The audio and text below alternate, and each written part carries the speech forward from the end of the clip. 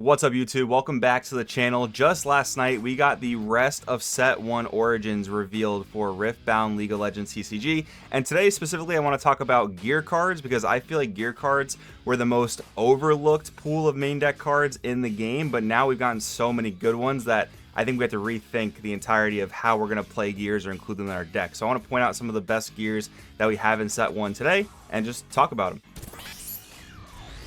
Alright guys, here we are on Piltover Archive with all the set 1 Origins gears pulled up. Let's get right on into it. I'm going to kind of skip over Iron Ballista because I feel like the card's a little bit mid. I'm sure it'll have its applications maybe, but the fact that it enters play exhausted so you can't like immediately answer a 2-might guy in a battlefield makes it kind of rough. But anyways, I am very excited to talk about Sundisk. I feel like this card is kind of bonkers, to be honest. So it's a 2-drop, 1 red power gear, and it does the following. You tap it, and if you've activated Legion that turn, which just means if you've played any other card in that turn prior, the next unit you play this turn enters ready.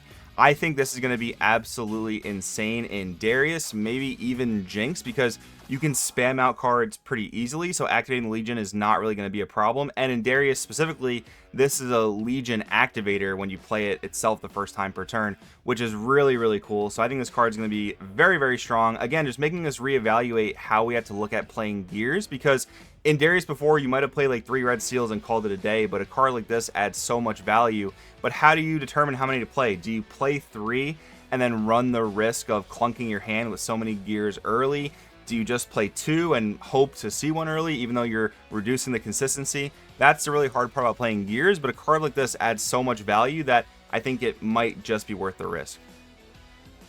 Next up, we have Unlicensed Armory. So it's a 2-drop gear, no power cost. Discard 1 and tap it. Choose a friendly unit. The next time it dies this turn, you may pay a red to recall it exhausted. So red basically just got the gear permanent form of Zhonya's Hourglass. Definitely a little bit more costly.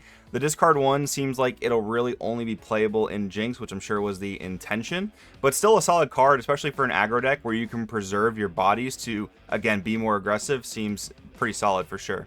Ravenborn Tomb seems okay. I mean, nothing too crazy there, just increasing spell bonus damage by 1, whatever. But Mask of Foresight, when a friendly unit attacks or defends alone, give it +1 this turn. I mean, there's been so much talk about Master Yi the past few weeks with how strong it seems to be. It just won that Chinese proxy tournament last weekend, and this card just essentially makes your leader stronger, but it does have some downsides. Again, it just has a downside of being a gear, not a unit, not actually really establishing you board presence and how many you're going to play to really turn this on.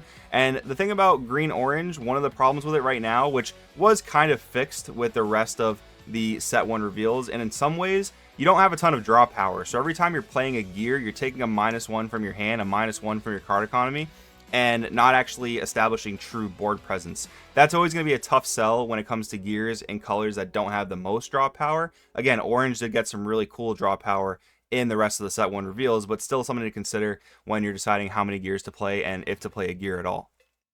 Solari Shrine. Leona got a lot of really great support from the rest of these set 1 reveals. 3-drop, when you kill a stunned enemy unit, you may exhaust this to draw 1. So ideally you're drawing 1 almost every turn with Leona and this card, because that's what Leona is designed to do, right? But what if your opponent doesn't have units in battlefields that you can't easily kill after stunning? You have to set up like a Solari Chief play and then try to target their baits, which becomes a little bit harder. So I think the real evaluation of this card is, can you resolve it every turn? Maybe some matchups you can, maybe some matchups you can't.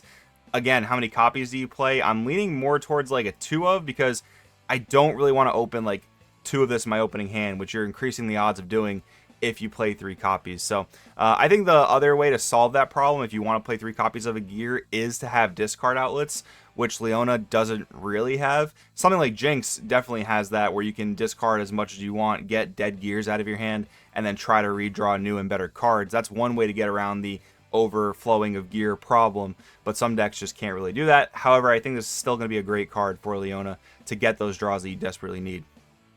Going along here, we have Orb of Regret.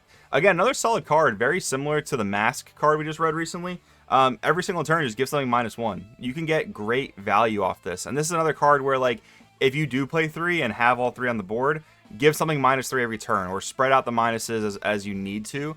to get over your opponent's board, and a color like blue that has Consult the Past, which essentially activates for 1 power usually, is going to be a lot better because you can replenish your hand while playing cards like this and then still find your units, get your board presence established. Seems really, really good to me. Again, I don't know if you'll play 3, but a good gear for sure that's making us just reevaluate how gears are going to operate in this game. Energy Conduit. Tap it. It's a 3-drop. As a reaction, add 1 energy to your pool. Another interesting card. I saw a very interesting comment on the Discord where it said this card takes 3 turns to pay for itself. I don't know if that's necessarily the best way to look at it. I mean, every single turn after the first turn you play it, you are playing up an energy, which can be good in certain decks. I mean, it's a shame that Volibear can't play this card because of the color, but I'm thinking of decks like Lux. I'm thinking of decks maybe like Kaisa, although I really just don't feel like you need it.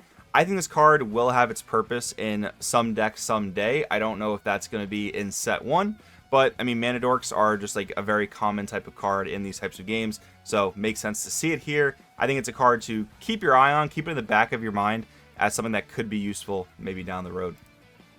All right, next up for some newer gears. Pirate's Haven. I'm not super high on this card. I think it's just worse than a lot of the buff cards we have. I mean, with Pirates, there are ways to restand things and maybe get multiple +1s per turn, so there is that, but I feel like we've just been seeing less and less of the orange misfortune even played in recent times, because it is very costly. The 2 orange runes, the 6 total energy, it's very, very costly, so maybe there will be a dedicated pirate strategy to this card, but I just don't know if it's going to be good unless you're outpacing buff decks, meaning getting +2 or +3 per turn on a single card. That would be the reason why I think this might be better than a buff card, but I don't see that happening very often, to be honest. All right, for other new seals, we have Scraphead. So when this card's played, discarded, or killed, draw 1. So there's a couple cool things there. I mean, simply play it, get a cycle through your deck. That's great.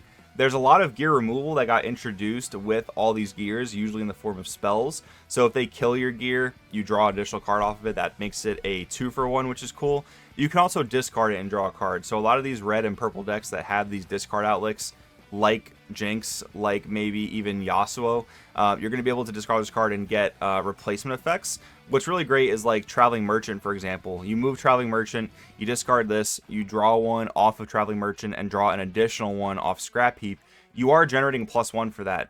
But the common problem is, how many of this card do you actually play? Because if you play 3, what if you just dead draw into another one? It's not a spell that can help you in the moment. It's not a unit you can play to your base or battlefield. So there's a really hard philosophy when it comes to how many of these are you going to actually play. I think it's going to be like a trial and error type of thing where you're going to try out 3 copies at first, see how it feels in Jinx. Maybe that feels like way too much, cut it down to 2, and then when you can resolve the additional draw, that's great. But definitely a very well-designed card, very cool design space for a card. Then we have the Siren. We have a 2-drop. A lot of these don't have power cost, by the way, which I think is going to add a lot to their playability.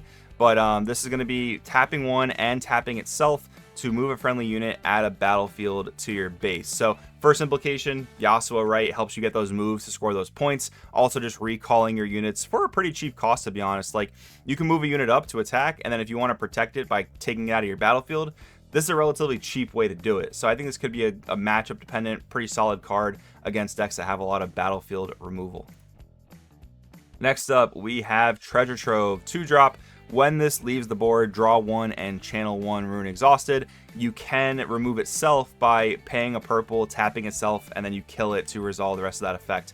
Honestly, not that great if you have to go through the trouble of using its own effect to kill it. I mean, at that point, it's just a cycle and you're not actually gaining any runes. So it's nice that it has the flexibility of removing itself, but I don't think you want to be relying on that as the main purpose to use this card. So you want to combo this with other gear removal, like Acceptable Losses, for example, which is a purple spell that says you and your opponent both kill a gear. This is a good way to get value off of this gear in that specific circumstance. But are you really going to play gears to combo with each other? Again, there's always going to be a trade-off with that.